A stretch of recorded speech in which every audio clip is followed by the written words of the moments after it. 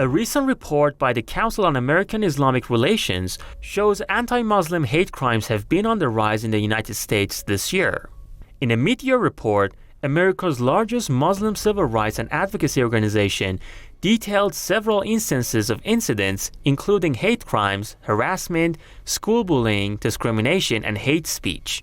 The council documented a spike in anti-Muslim incidents in May and June, including 4 at mosques in May alone.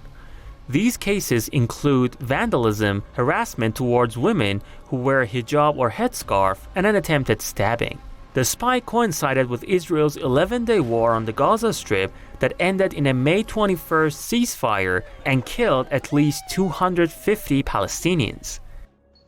Well, there are a number of reasons. One, I think Donald Trump brought white nationalism and discrimination and even racism against Muslims, Arabs, and Palestinians into mainstream American political discourse.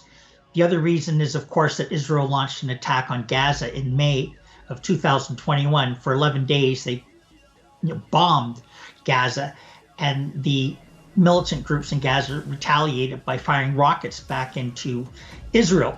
The growing number of anti-Muslim hate incidents is drawing reactions from the U.S. Congress too. Minnesota's Democratic Representative Ilhan Omar is leading a group of lawmakers calling on the U.S. President Joe Biden to nominate a special envoy to combat Islamophobia.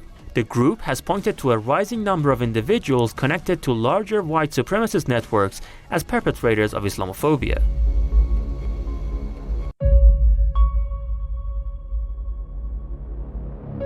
In a letter to U.S. State Secretary Antony Blinken, Congresswoman Ilhan Omar also referred to a June 6 car attack in Canada that killed 4 members of the same Muslim family.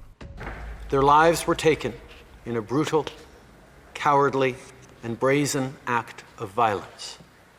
This killing was no accident. This was a terrorist attack motivated by hatred in the heart of one of our communities. The National Council of Canadian Muslims urged Trudeau to address what it called the deep-seated systemic Islamophobia in the country, suggesting the appointment of a special envoy to confront the issue. Back in March, United Nations Secretary General Antonio Guterres cited a UN report which found that suspicion, discrimination, and outright hatred towards Muslims has risen to, quote, epidemic proportions. Anti-Muslim bigotry is sadly in line with other distressing trends we are seeing globally.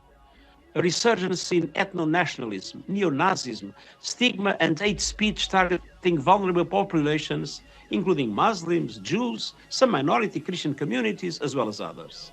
But this is a relatively new phenomenon.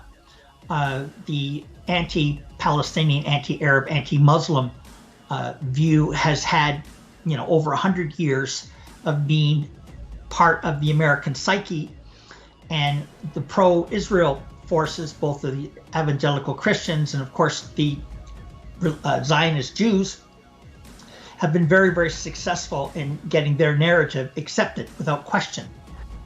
Limitations on Muslims sharing their beliefs, discrimination on receiving citizenship, and defaming Muslim communities were some manifestations of anti-Muslim biases the UN chief mentioned. Guterres added that Muslim women face triple levels of discrimination because of their gender, ethnicity, and faith, while the media and some persons in power have further compounded the stereotypes. The UN has called for the adoption of a global strategy that includes defeating all forms of violent ideologies.